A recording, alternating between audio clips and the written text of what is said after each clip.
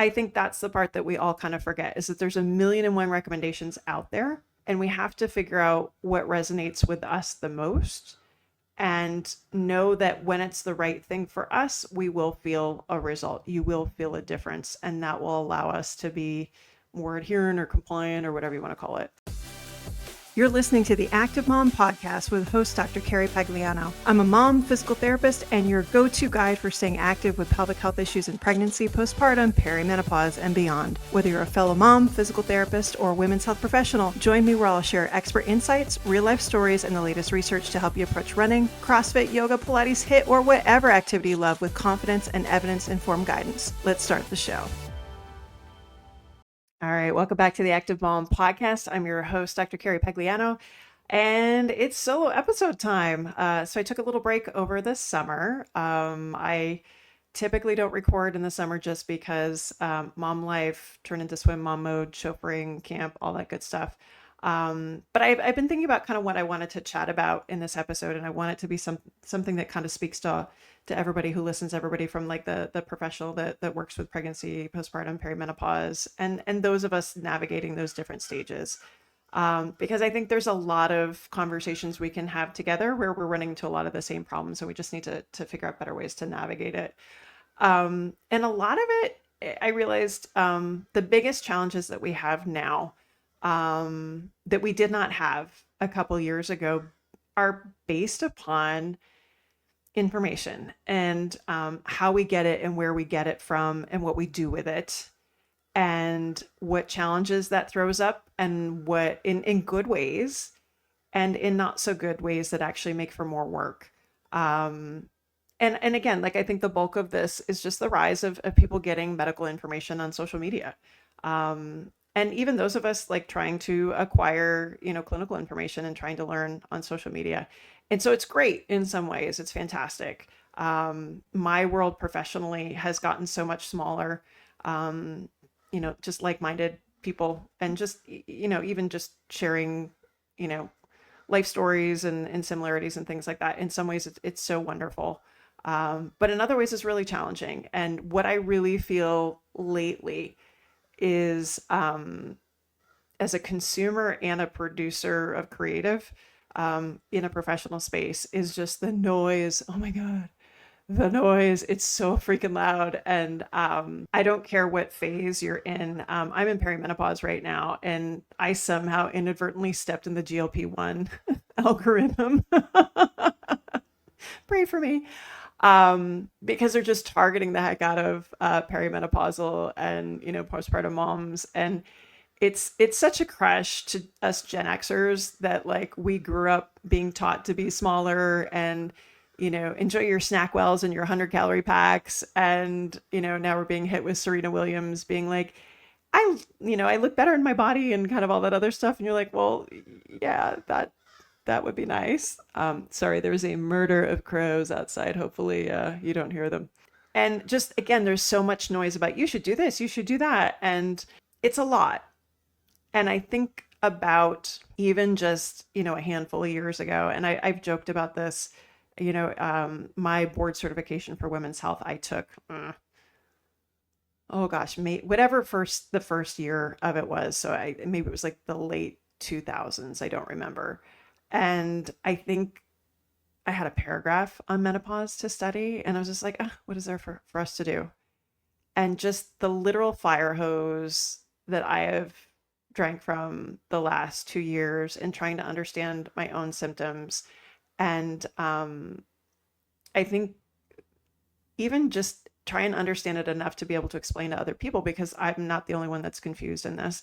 And I found that, again, a lot of things that I've navigated myself, I turn around and feel like I need to be good at explaining it to other people that are trying to kind of navigate the same rat's nest. So again, it's like postpartum all over again. And have had so many conversations this summer. Like I couldn't go to the pool. I couldn't go on a walk, like without talking about perimenopause and menopause and everything from the freaking weighted vest controversy. Please see our episode with Lauren Kolesko Semple back earlier in the summer. She did a great job debunking a lot of myths that are out there.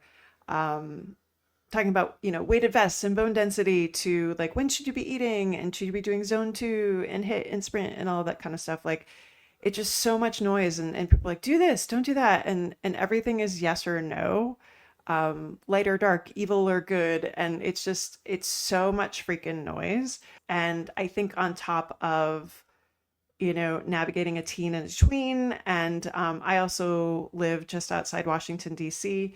I have, a ton of patients that are federal workers. Like, it's been a show for us this year.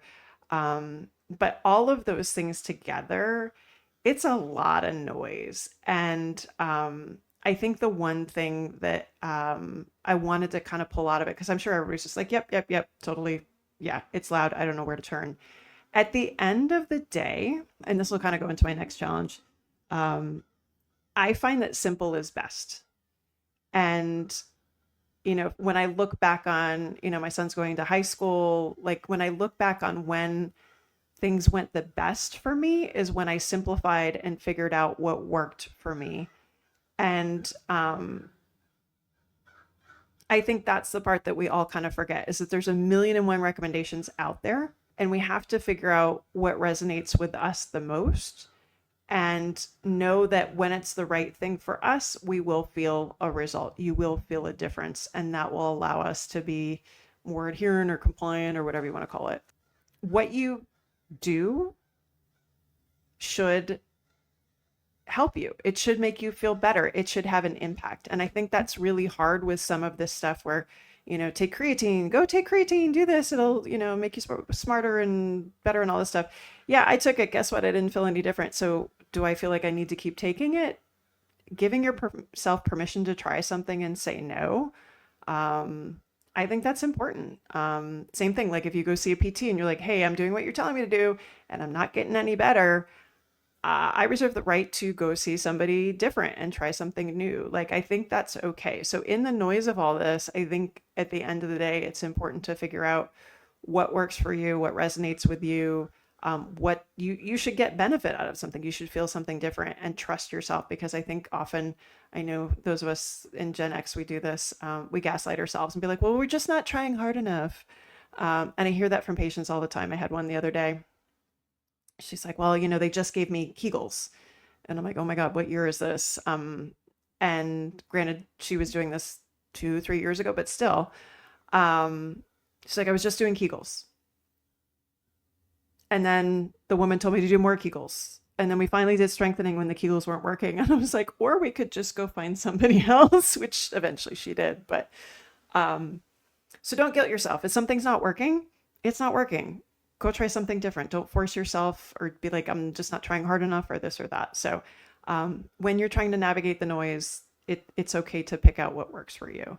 And I think the individualistic aspect of how we're navigating our health is important. Like I learn general things about, prolapse symptoms, anterior laxity, posterior laxity, how the pelvic floor is supposed to work. Like I understand these general concepts, but then I have to take the research that I know, the evidence that comes out, and then compile all that with the presentation of the person in front of me and adapt all that to find the version of whatever, that treatment plan is, that exercise dosage, that exercise choice, that treatment choice is right for that person in front of me. And that can look a whole lot of different ways.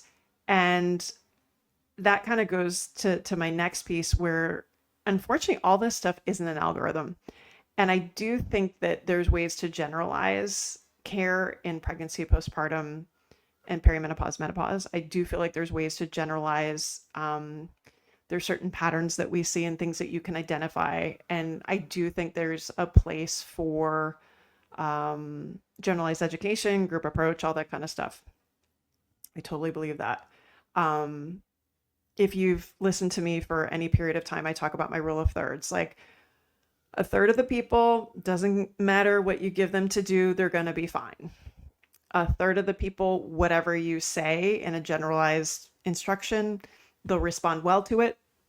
And then there's going to be a third of the people that are going to need that deeper individualized, nuanced approach. And I think that's where, again, when we talk about all the noise that's out there, all the information that's out there, some people are going to respond really well to regardless of what, information they take in. Some people are going to respond well to just generalized recommendations. And then some people are going to be like, hey, I tried all this stuff and that didn't work.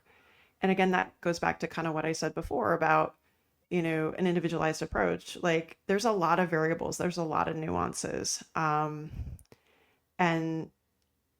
I think what is missing in a lot of situations where I come in and do a consult where somebody's had therapy elsewhere and they're looking for a second, third, fourth opinion is the critical thinking and the problem solving is missing.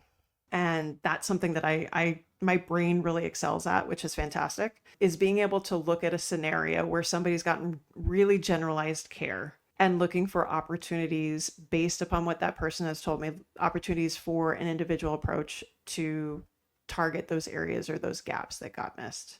I'm lucky enough that I get to do that both virtually and in person, where somebody can come to me and say, oh, well, I had this amount of therapy. And my first question is, who did you see? And I do my Google stalking and I figure out, kind of who they saw and what they did. And if they're around here in the DC area, I generally kind of know what approaches people have.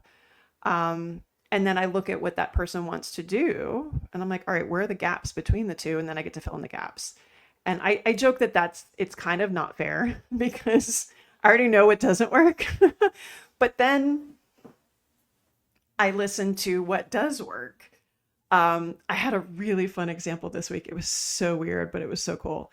I had a patient this week that we're dealing with a bunch of musculoskeletal issues. And she's like, I was walking in the woods and there was a swing set. And I was like, a creepy swing set or like a playground? I was like, creepy swing set, don't get on it. And so she's like, no. There was just like a swing set. So I think it was like kind of a playground, but it wasn't a creepy one. In this woods that she was walking through. And she's like, so I went over and I got on the swings. And I was like, okay, cool. And she's like, and I was on the swings for about 5 minutes. I'm like, okay. And I'm waiting to see where this is going because I really have no idea because I literally have never had somebody be like, I walked in the woods and went on like a creepy swing set. She's like, and I got off the swings and I felt great. And I haven't felt that good in a really long time. And I'm like, what? So we've gotten beyond the part where it's a creepy swing set in the middle of the woods, right? And then I got to thinking and I was like, for those of you kind of in this space, a lot of, again, it's really hard to think about swinging unless you're like on the swing. So I actually literally had to pull up a video of swinging and be like, okay, what is that person doing? And it was nerve flossing. And this particular person, it totally made sense with their symptoms and things that we were trying to navigate. I was like, oh my God, she's getting neuromobility. And for those of you that don't know what that is, basically it's a series of movements meant to kind of get the theory is nerves to glide and slide in the sheath.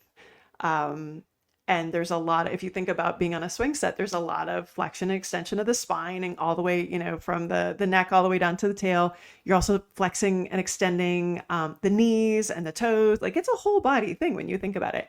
I do not go on the swings anymore because I get vestibular issues. I blame my kids for that. But yeah, I was like, oh my God, this is nerve flossing. And so she's going on a trip and obviously, I don't know where there's, creepy swing sets in the middle of the woods where she's going. But I'm like, let's see if we can figure this out. And so we made a mock exercise that kind of was like that on a chair, just sitting on the edge of the chair and doing this. And she's like, yeah, it feels great. I'm like, great. We just made up a new exercise. And that's what I mean about critical thinking and problem solving is I think, God, maybe even 15, 25 years ago, at least, if somebody had said that to me, I would have just kept going. I would have had a weird thought about a creepy swing set in the woods and I would just kept going.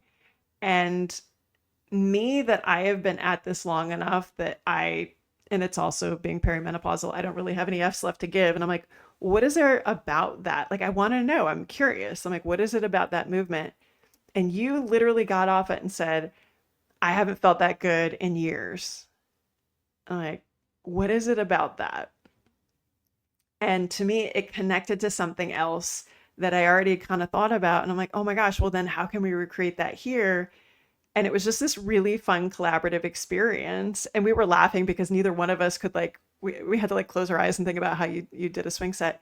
But that's my point about an individual approach. There's no freaking way I would ever have come up with that particular exercise that we literally made up in clinic on my own, um, without the collaborative input from this person and without her sharing that story and without her having the ability to share what worked and what didn't work. And I think that to me, and to kind of pull that problem together and to critically think, okay, what is it about being on a swing set that mocks like what we're trying to do here? To be able to pull that together and have the curiosity and drive and ability to collaborate with somebody to do that, that I think is something that, number one, we are not taught in school. But number two, I don't know that I had the capacity early on. Um, I think it comes for sure with experience and comfort level, um, and just been doing this a long time. And like, there's a lot of things that how I think, I realize I skip a couple steps. And if you're an earlier clinician, you might need those extra steps to see where I got. And I might not be able to explain anymore, but I'm like, no, this always goes here, you know? But it's so freaking fun to be able to be like, this is how I think, and it's creative and it's out of the box and it's based upon kind of my background knowledge, but also my listening skills and my problem solving and you know, throwing some evidence here and there. And like, I think our average our average general clinicians either do not have the time to do this, the space, the permission. I don't know what it is, but I wish we would get there sooner. Um, so argue amongst yourselves about why that is or isn't happening. Or maybe just again, like, are we not? I had this conversation the other day with somebody. I'm like, are we inviting people into our PT schools to develop creative thinkers and curious thinkers? And because I'm a crappy test taker, I'm not going to lie.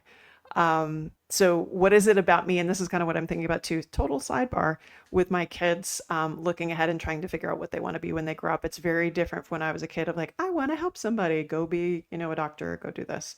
But I think what's missing in a lot of the situations, clinical scenarios, when I have patients that come to me and they're like, well, I did this. And when they don't get better, when that therapist gave them the thing that they were taught would work. So you have these symptoms, you must do Kegels. Kegels don't work. Okay, I got nothing. Instead of thinking out this outside the box or referring out, they're like, okay, discharged.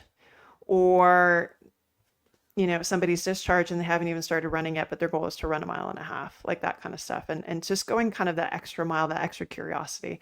I do feel like that's missing. But I think there's so much more space to be able to build upon programs that are already out there. Like I said, like general education programs, I do understand like online courses and online workout programs and things like that are here to stay. So I have to do a little bit of extra legwork to understand what those are and then where the gaps are between that and then what that person, how that person is presenting in front of me. To be able to, instead of being like, no, that program sucks, to be like, hey, you did it. Good for you. This is what you need that might be missing. And this is where we can, you know, add to it or expand on or whatnot. I will say, I'm not going to lie, I will say that there are some programs where I'm like, hey, they have great exercises. Just turn down the volume because half of what they say isn't actually based in evidence. I do have people that I say that about.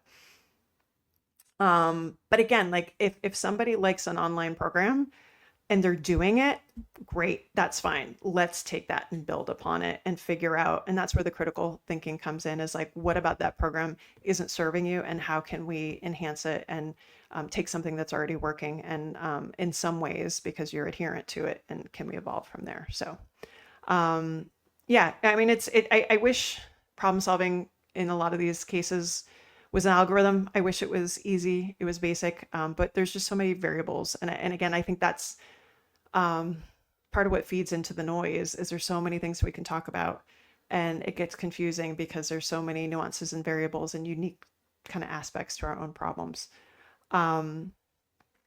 And I think that kind of evolves into our my final point and the final challenge that I have, and I really feel it this year. The amount of misinformation out there is staggering about everything. Not just the algorithms I'm in, but like everything. And we're really feeling it intensely, I think, in the medical field and research and science, especially here in the States. Um, and I think the part that makes that harder is the amount of time and effort required to, I think, be aware of what that misinformation is so that we are prepared and armed and ready to combat it, counter it, navigate it. Um, and I appreciate, and this is where I think some people do a really good job. There's oh, I can't think of her name. But she's a provider that basically comes on and talks about medical misinformation and talks about where the root of a lot of this stuff comes from. And essentially, and this is so you don't go insane, is ultimately if you come at it from the point of view that everybody is coming forward with their best intentions, I think that allows you to keep your sanity. Um, and then it kind of goes off the rails from there. Um, so I have to be aware of the misinformation out there so that when I have somebody come in and say something, I need to know where that information is coming from so I'm able to understand their point of view. And I have had to practice more, again, probably more this year, of being aware how I respond. Um, And I think there's some people that maybe they bring that information in and they're already a little bit critical. And so we can kind of joke about it and be sarcastic about it and just be very open. And I think there's other people that truly believe that what they've been told is true. And I might have like total awareness that it's not.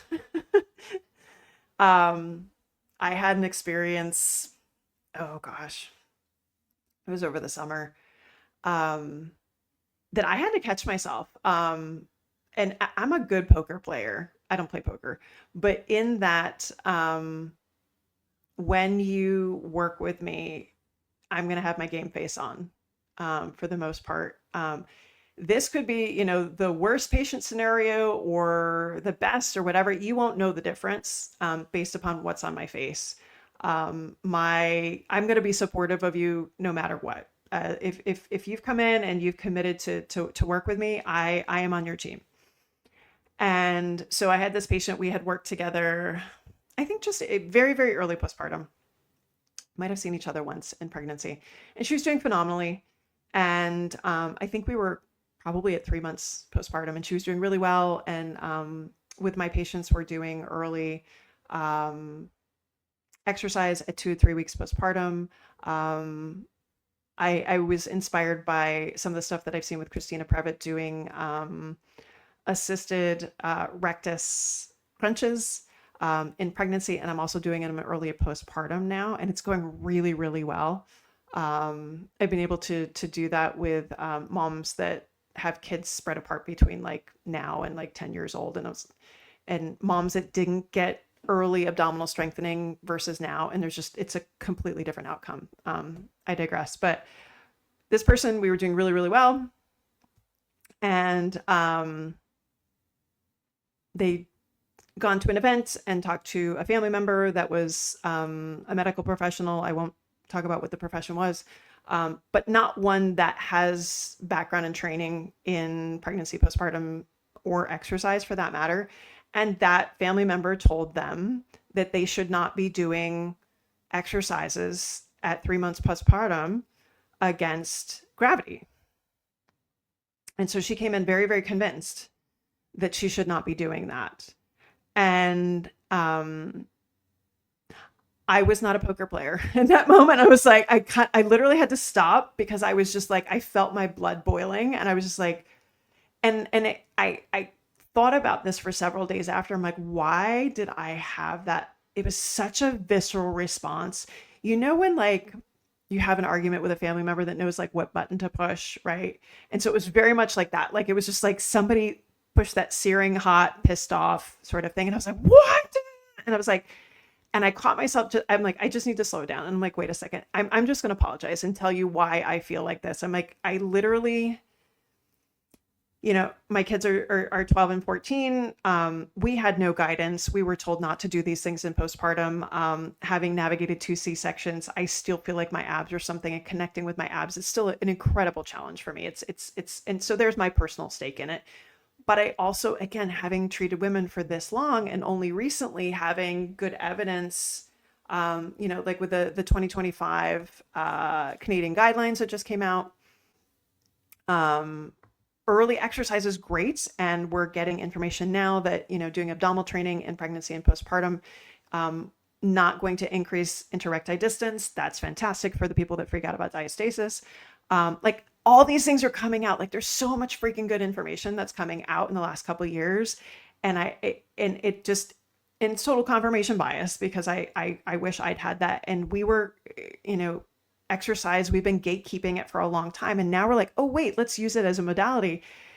And this person got that. And we were doing so great. And then she talked to this family member.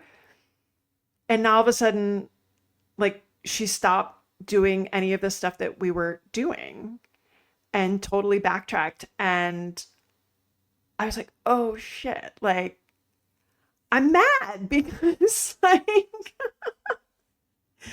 and this is where like, full disclosure, when I was an early physical therapist, I did not like telling people I was a physical therapist. It was embarrassing to me. I don't know why I didn't think much of it. And now I'm like, it's just, I live, eat, breathe. Like I joke around that I don't drink the Kool-Aid, but I clearly have and do. And I love what I do. And if that doesn't come through, then you're listening to me on mute or something. And I was just so pissed. And I had this feeling of like, and I apologize to her. I'm like, this is why I had this response, and I'm really sorry. And that was not cool, but this is why. And I was like, where do you spend all your day? Against gravity or lying down? And I'm like, I can't believe like I'm having to justify this. And somebody said one thing, and this person isn't even educated. And I'm like, I can't go on a rant about how their profession, like of their family member, like doesn't even know what the hell they're talking about. I was like, oh my God, there's so many things wrapped up in this.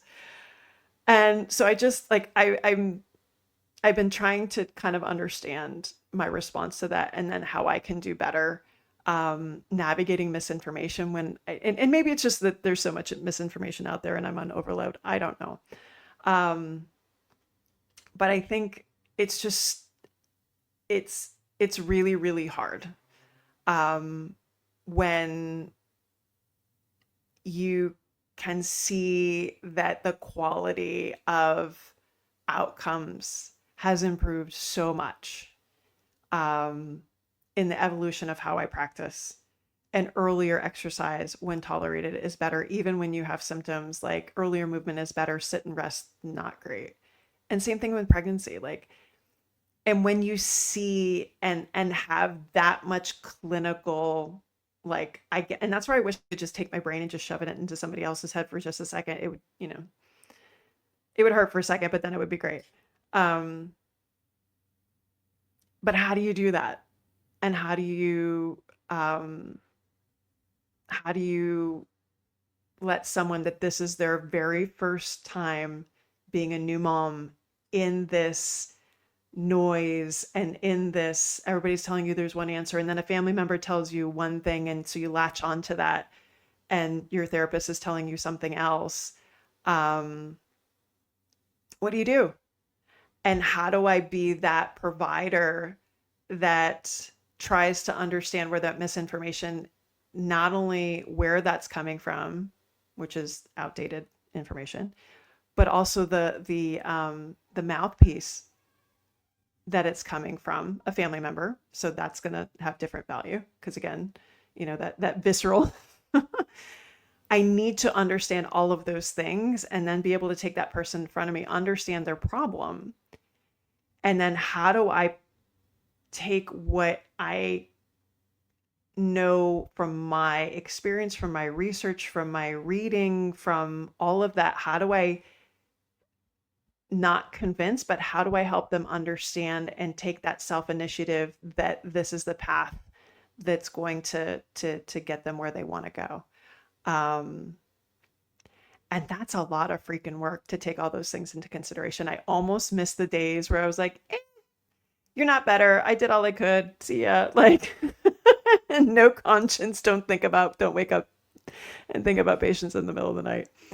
Um, yeah. But then again, like helping, I think that one of the solutions that I have found to this, or something that I'm working on, is to help patients critically think themselves. And like, okay, well, if they say that just doing manual stuff is going to be the answer and not exercising, then what can we pre-test, post-test that if we do it their way, that'll be better? And then do the pre-test, post-test and let them figure it out for themselves. Because that's the thing. If I tell them that their family member's wrong, it doesn't matter. Like, I'm just bashing their family member, right? Or a trusted provider, or, their guru or whatever it is.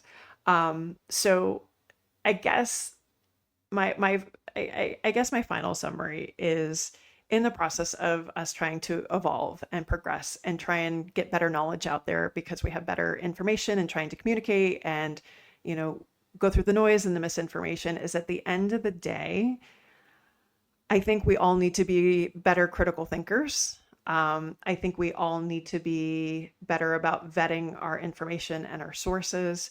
And yes, while we're looking for what works best for us, we also, in this day and age that apparently we don't trust experienced credentialed providers anymore, we need to be able to think for ourselves, but not dismiss information that conflicts with biases that we have, or things that a family member told us or something like that. We have to see things for what they are. And so that's where, again, I'm trying to find ways to do that, that don't suck too much from me emotionally, because I'm obviously invested and I don't want to like drain myself, but also like, how can I put it out there in such a way that I'm going to give you my information and this is how you can pre-test and post-test it, and whatever you decide to do with it, that's fine with me. That's your choice, but this is the pathway that I think is going to get you there the best. And how can I, maybe not subliminally, but can I give you a space and an opportunity to be able to figure that out so that it resonates with you? And it goes back to what I said initially, is the things that will work, the things that people tell you, and you do them, you should get better. And if you don't, then that's not the right thing. And I think we have to go back to that simplicity of, people can give you all this stuff, but at the end of the day, if you're not feeling better, if the pre-test, post-test isn't better, if you should notice an improvement. And if you don't, you need to question why. And maybe that's not the right thing, because it's not you didn't try hard enough, and it's not you didn't do this long enough, and it's not the whole, gaslight thing. We need to stop blaming ourselves. We need to be honest about our own biases. We need to be honest about kind of how we think about the information that's coming at us. And again, I think it all comes from a place where we want to help people, and that's great. But I think also too, it's important to understand that information evolves. I do not teach it all the same way I taught 2 years ago, 3 years ago, 5, 15, 25. And when I'm wrong, I'm wrong. And there's a lot of things that I said in the past that I was wrong. And I do not say those things anymore. And I love that when I have a patient that comes back, that maybe I saw them, now I'm seeing them from perimenopause, or I saw them earlier with their pregnancies. I'm like, hey, remember when I told you that? We know different now. And so let me get you caught up. And this is where we are now. And I really love doing that. And I don't feel bad, because the information's evolving and we're learning. And it's part of my job now to get people caught up on areas that we know better now than we used to. So anyway, yeah, so biggest challenges: noise, misinformation. This is hard because it's not an algorithm. We've got to figure out what's best.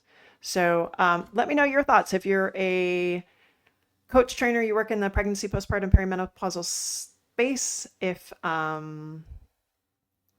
you're navigating any of these seasons, kind of what's worked for you, what hasn't worked for you, hop in my DMs at Carrie Pagliano. Email Carrie@carriepagliano.com. And for those of you that are working in this space and working with runners specifically, back in 2021, I launched a patient-facing and professional-facing course.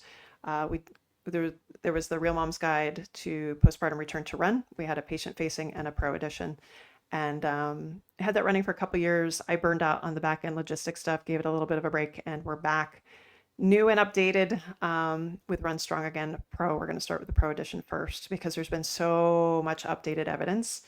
We're expanding it into pregnancy and perimenopause. There's a lot that's evolved just since 2021. So DM me for details on that. And again, let's just keep learning. Let's just keep learning, keep growing. Hopefully we'll have the direct to mom version out sometime end of 2025 or 26. But yeah, keep learning, keep growing, keep any questions coming. And thanks for listening. If you're navigating pregnancy, postpartum, or perimenopause, whether personally or professionally, check out all our free resources and upcoming courses at carriepagliano.com. This podcast reflects the opinions of Dr. Carrie Pagliano and her guests, and it is for entertainment purposes only and should not be considered medical advice. Always consult your healthcare provider with any medical questions. If you enjoyed the episode, please take a moment to leave us a 5-star review on your favorite podcast platform. And thanks for listening.